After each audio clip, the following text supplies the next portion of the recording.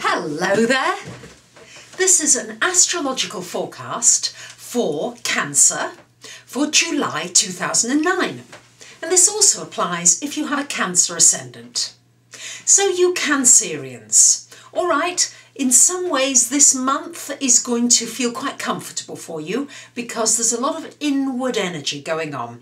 Happy birthday to all of those who haven't had your birthdays yet and have them between now and the 23rd of July. So this is really a time when you Cancerians come out. You really come out. You have people treating you to things, it's your birthday, your family, your friends, they want to take you out. And at the same time, against all of this birthday stuff that's going on, which is great, part of your energy wants to still go inwards. There's this feeling of needing to be quiet, needing time alone, needing some space to yourself. And really, Cancerians, do make sure you get that because there's an awful lot of other things going on in your life. You've got Pluto in the 7th house, which of course indicates a lot of change happening in your relationships. All right, a lot of you have got serious relationships, and within those relationships there's a lot of change happening. There's also change happening to do with the power in your relationships, the power balance. Is it balanced? Does it feel balanced? Or are you giving too much, Cancer? Or maybe are you being a little too possessive or feeling a little bit insecure in your relationships? So these will be some of the feelings that you're having. Now we've got Mars in your 11th house until about the 11th of July, which is going to go very well with the Sun in your 1st house. So quite a lot of energy going into your friends and the people that you love and enjoy, and also a lot of energy coming into you. So it's really about setting the tone for this year now, Cancer, because this is your time.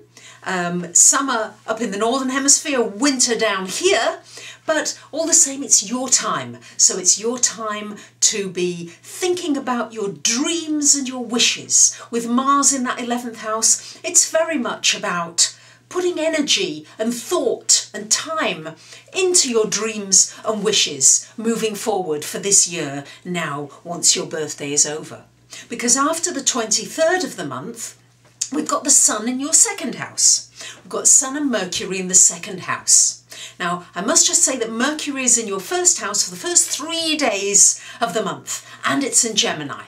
So any contracts, any information sharing, any communications that you need to get done with people that are important, try to get them done in the first 3 days of the month, because it will go smoothly then. It will feel easier and there won't be any stress about those communications. After that, we've got Mercury in the 2nd house. So this is going to be a time when you're going to be focusing, Cancer, particularly as well after the 23rd of the month when the Sun also joins Mercury in that 2nd house. You're going to be thinking very much about finances, about how can I shine more light on my finances, how can I create more security for myself in this very uncertain and volatile world. And particularly for you Cancerians, this is a time to do that stockpiling. And you love that. You need something in reserve, you need to know you've got your nest egg, but also store up some food, store up some things so that you are feeling as though you've got that level of security, because that's very much what this month is going to be about, and creating that more solidly in your life. We've also got Saturn in your 3rd house, so this as well is meaning that you're having to learn new things. You're really maybe having to push yourself into new areas that you didn't really anticipate being involved in, but you are maybe having to learn a subject or extend your knowledge and actually work quite hard at it. It may not feel as though it's coming very easily to you, all right? So don't worry about that. Saturn is in that 3rd house. It just means you've got to be very structured in your learning, very focused and very disciplined. That's really what that means. We've got Jupiter, Neptune in the 8th house, so this indicates some good fortune possibly coming from somebody else to do with your finances, maybe somebody helping you financially, or maybe some kind of an investment that you're actually deciding to sell and move out of. You need to be careful about any joint finances that you have.